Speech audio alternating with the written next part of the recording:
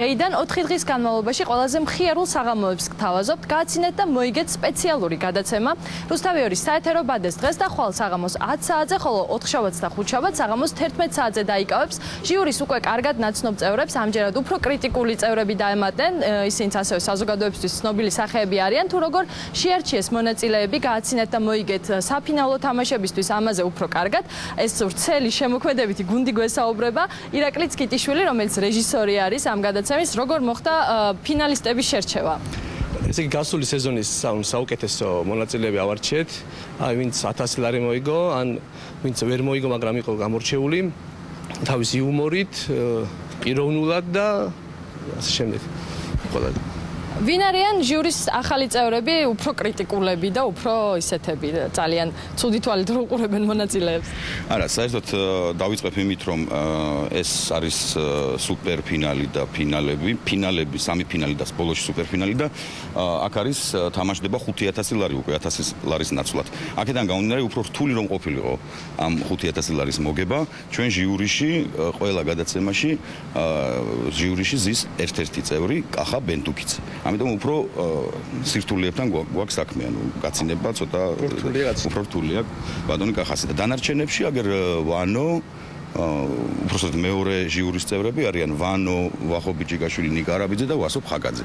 ეხლა გადავინაცვლოთ ჟიურის მეორე წევრებთან, როგორი იყო კახა ბენდუკიძესთან მუშაობა? აი, იყო რაღაცები, რაზეც შენ ძალიან გეცინებოდა და მას არ ეცინებოდა? არა, იყო თავიდან ბატონო კახამ, ანუ სპეციფიკა ცოტა ისე იყო, ვერ გაიგო, ანუ ძალიან ადვილად აძევთ თქვენ ამ თანხას, ანუ სულთა ბიზნესის კუთხით უყურებდა, მაგრამ მე რო შეხედა, რომ ანუ არა ხუმრობაზე გეცინება, არამედ ადამიანს როგორც ცდილობს რომ გაგაცინოს, ან ზოგჯერ ისეთ რაღაცას ამბობს, რომ გეცინება. ეხლა მაგალითად ერთი მეგრელი ქალბატონი იყო, როდესაც მე და ბატონ კახას მოგვიწი ერთად ჟიურში ყოფნა, გაიცინეთ ბიჭო რა, გაწვებოდა. ანუ ეს ბატონო კახამ მითხრა, რომ ეს მოვიდა, შეგვისრულა, ფული წაგვართა და წაიღო. ან ეს მომენტებიც იყო, მაგრამ ნუ კარგი გამოვიდა, მთლიანობაში კარგი იყო.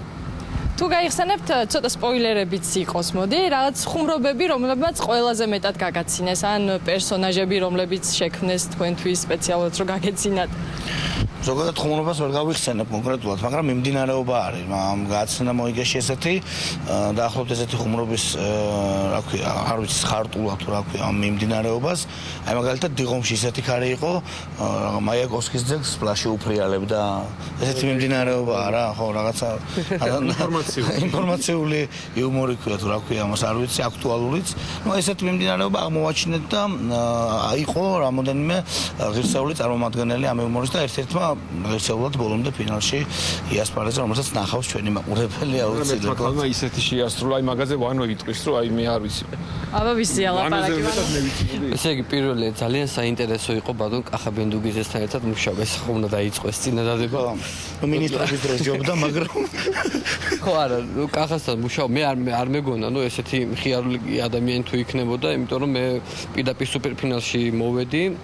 სადაც 5000 ლარი თამაშდება და საინტერესო იყო ერთი დუშელი ქალბატონი, რომელიც საკმაოდ ისეთი ასაკიანი ქალბატონი ჩამოვიდა და ნუ აი რა ვიცი, პირდაპირ გეტყვის, რომ ჩაულებრივად მე და ბენდუკიძე ჩაულებრივად ტიროდით სიცილისგან, ისეთი გამოსვლა ქონდა. ნუ იუმორი არ იმორს ვერაფერს ვერ გეტყვით, მაგრამ ისეთ რაღაცებს ასაკეთებდა მაგალითად. აი ყვებოდა ძალიან უცნაურად.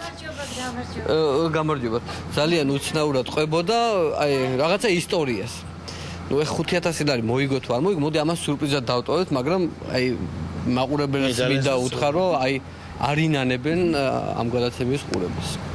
მოკლედ, ყველაზე მხიარული გუნდი გირჩევთ, რომ აუცილებლად უყუროთ რუსთავიორს დღეს და ხვალ საღამოს 10 საათზე, 4-შაბათს და 5-შაბათს საღამოს 11 საათზე და არინანებთ, იმიტომ რომ გააცინეთ და მოიგეს განსაკუთრებული გადაცემები გადის ჩვენს ეთერში.